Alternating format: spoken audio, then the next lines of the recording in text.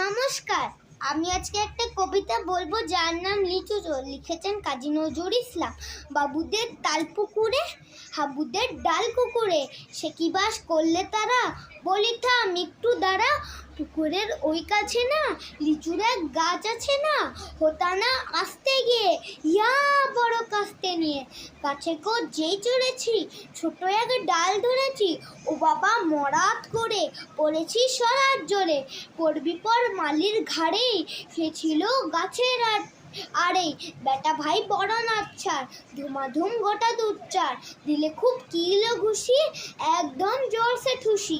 আমিও বাগিয়ে থাপ্পড়, তে হাওয়া চাগিয়ে কাপড়, লাফিয়ে ডিঙ্গু দেয়াল, দেখি এক ভেটরে শেয়াল। ও বাবা শেয়াল কোথা, ভেলোটা দাঁড়িয়ে হতা, দেখেছেই আজকে ওঠা, কুকুরও জানলে ছোটা।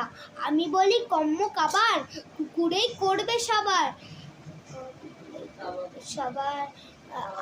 বাবা গো মা গো বলে পাঁচিলের ফুকুল গলে ঢুকি গিয়ে বসছে ঘরে, যেন প্রাণ আসলো ধরে।